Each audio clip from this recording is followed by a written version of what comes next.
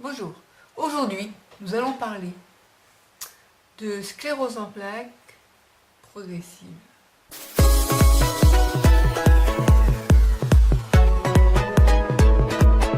Vous devez savoir qu'il existe deux formes de sclérose en plaques progressive. La sclérose en plaques d'emblée progressive et la sclérose en plaques secondairement progressive. Si vous ne savez pas ce que c'est,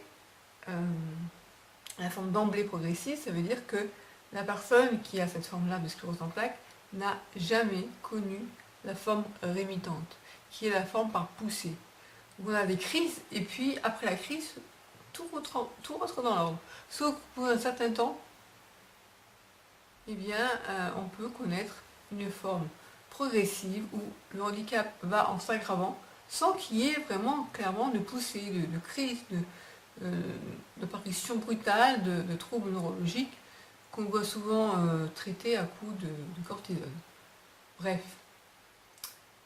Je ne sais pas si vous êtes un petit peu informé de tout ce qu'on dit autour de la sclérose en plaques. On dit que de nos jours, la recherche avance, qu'on est à deux doigts de trouver le remède qui va permettre aux personnes qui ont la sclérose en plaques de vivre comme tout le monde, quoi, de ne plus avoir cette maladie. Enfin, c'est vraiment ce qu'on ressent, quoi. Et la question, c'est que nous, j'y parle de nous parce que moi je suis dans la forme secondairement progressive, ça me fait à la fois un peu rigoler et en même temps ça me donne mal au cœur parce que je me dis, mais ils se fichent de nous, quoi. Il n'y a pas que la forme rémitante de sclérose en plaques. Et quand on parle de sclérose en plaques et qu'on dit que la recherche avance et que finalement maintenant de nos jours on ne finit plus en fauteuil roulant, pardon, on ne finit plus en fauteuil roulant, eh bien je me dis, et nous on nous oublie, c'est-à-dire qu'en fait il n'y en a que pour les gens qui ont la forme limitante. Pourquoi?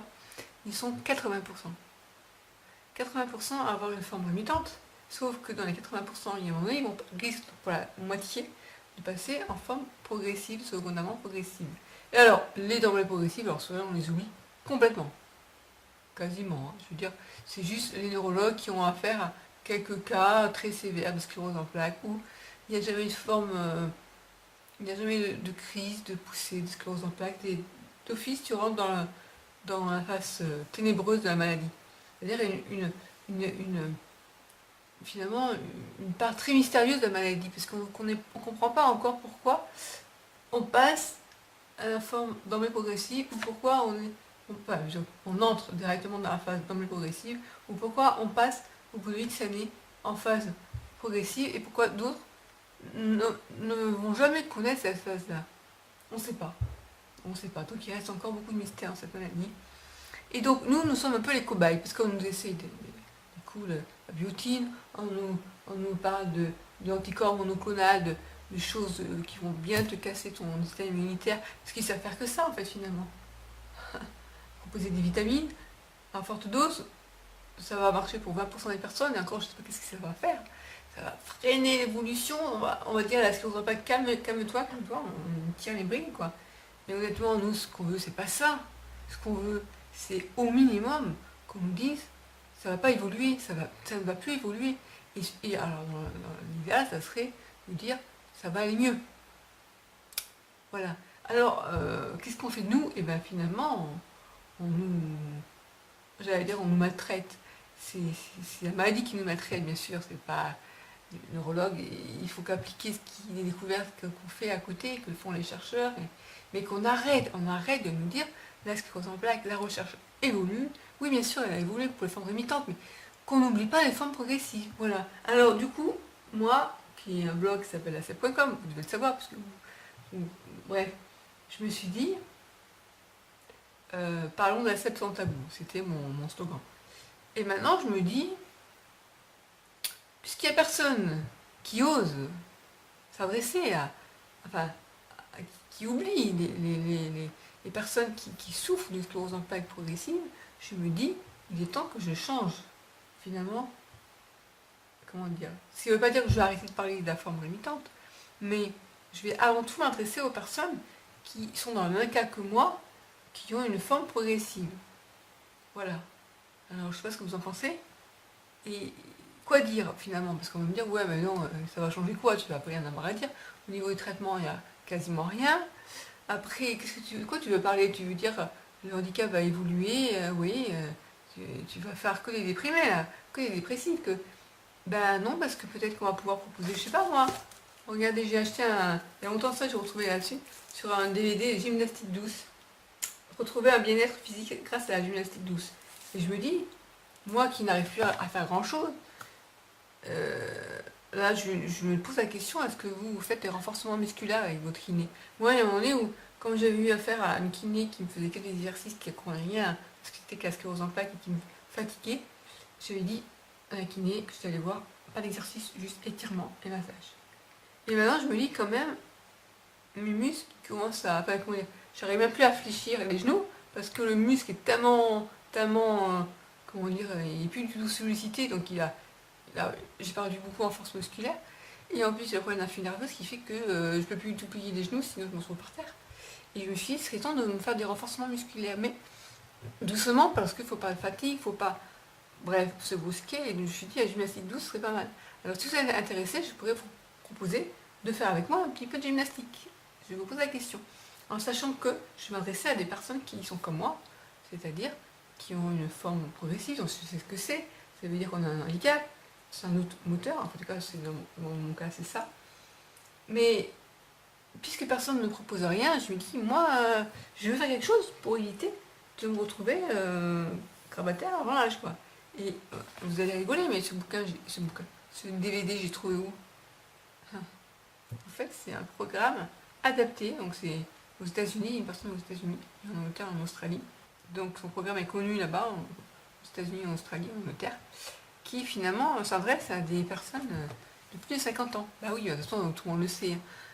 Quand on a la sève, on est vieux avant l'âge, entre guillemets vieux, c'est-à-dire qu'on est un peu comme des vieux, on est fatigué tout le temps, on bouffe beaucoup, bref.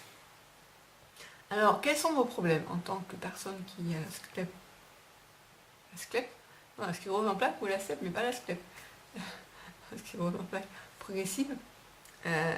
On pourrait parler aussi d'alimentation, de poids. Bon, moi dans mon cas c'est la maigreur, mais pour pas mal de personnes c'est plutôt l'embonpoint, parce que à force d'être inactif, et puis en plus à force de ne plus avoir de plaisir de pouvoir participer à des activités, etc., on a le plaisir de la bouche, donc on mange. J'ai plein de choses à vous proposer, ah mais j'arrive plus à parler aujourd'hui, à vous proposer, voilà. Et ça me fait plaisir, parce que je me dis, je peux être utile à d'autres personnes, et au lieu d'être chez moi en me disant, oh là là, j'ai la sclérose en plaques, et en plus progressive, donc ce qui veut dire que je vais... Non, je déconne. Voilà, et je me souviens une fois, j'ai parlé avec quelqu'un, et elle m'a dit, je vais tout déménager. Je lui ai dit, ah bon, tu vas aller où? En Suisse. Et pourquoi la Suisse? Et là, elle m'a dit, parce que là-bas, ils acceptent le suicide assisté. J'étais là, je dis, oh. Là, je venais comprendre ce qu'elle me disait. Je lui ai dit, mais ça va pas? Ça va pas? Et comment voulez-vous? J'allais dire lui en vouloir. Alors, on comprend que pour les personnes à qui on dit, il n'y a rien, rien, rien, rien pour essayer de calmer cette maladie, elle ne va faire qu'évoluer vers du pire, du pire. Et comment on vit avec ça? C'est difficile. Dans le cancer, bref, c'est l'annonce d'une maladie difficile. Mais on sait qu'il y a une possibilité d'en guérir. Dans la SLA, qui est une maladie dont ma mère est morte, c'est horrible parce on sait qu'on va mourir de ça. Et ma mère me disait, c'est comme assister à la mort en direct, quoi. Et c'était horrible, vraiment horrible. En plus, elle est partie très vite, ouais. Tant mieux pour elle, d'autres partie plus vite parce qu'elle ne supportait pas son état. Et voilà, je ne me compare pas avec ce qu'a vécu ma mère, bien sûr, ça n'a rien à voir. Mais il y a certaines personnes qui peuvent se dire, je préfère en finir avec la vie que de me dire, je vais me taper 20 ans en fauteuil roulant. Il y a une personne qui me dit, tu sais, il y a des fauteuils roulants qui vont très bien. Non, il y a des personnes en fauteuil roulant qui sont très actifs et qui ont une vie quasiment normale et tout. Et oui, mais là, on parle des gens qui ont la sclérose en plaques. C'est pas comme les personnes qui ont eu un grave accident, les jambes ont été fauchées, etc. Et ils ont encore leurs bras, ils ont encore l'activité pour réagir, et nous, ça nous prend partout, quoi. C'est un peu ce que j'ai envie de dire. Et je dis, on ne peut pas comparer, pas comparer. Et je sais plus ce que je disais, c'est ma mémoire. Bref, je bois un petit peu d'eau voilà, pour me réconforter. Donc oui, vivre à cette idée de se dire, ma vie va être de pire en pire, c'est super difficile, mais bon, on garde espoir qu'un jour ils vont comprendre le mécanisme, et que comme ça ils vont pouvoir trouver quelque chose pour enrayer au moins la maladie. Il faut garder cet espoir. À côté de ça, il ne faut pas rester inactif face à la maladie. Même si on sait que la maladie, enfin, c'est pas la maladie qui évolue, c'est notre état de santé, notre handicap qui s'aggrave au fil du temps. Même si on sait ça, l'important du mental. Et là, j'ai pris des bouquins là, qui parlent de l'importance de la gestion des émotions. Et dans la maladie chronique, c'est forcément une émotion, on en a à pléthore, et c'est pas toujours facile de les gérer, quoi. Mais quand on se sent acteur de sa santé, quand on sent qu'on peut faire quelque chose, même si, oui, on accepte, on réalise aussi que la maladie, que le handicap va évoluer, mais que si on a le mental pour réagir, qu'on ne se laisse pas abattre, ça aide.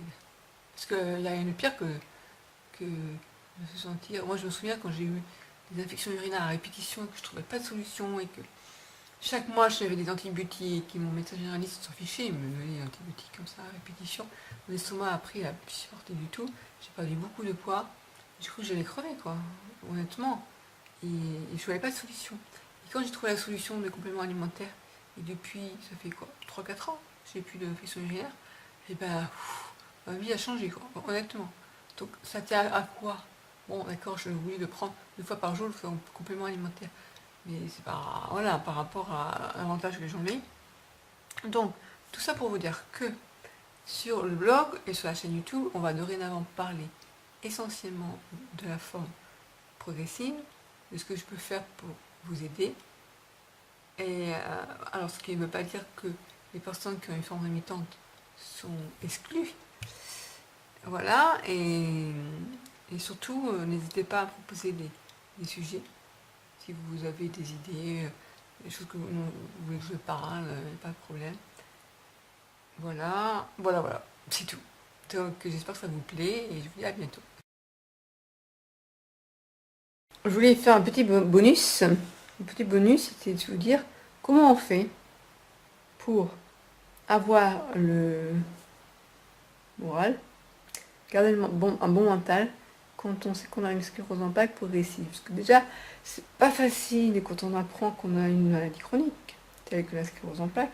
Mais en plus, quand on apprend soit qu'on a une forme d'emblée progressive, soit qu'on est entré dans une phase secondairement progressive, on nous dit en fait, en clair, ton état va s'empirer d'année en année.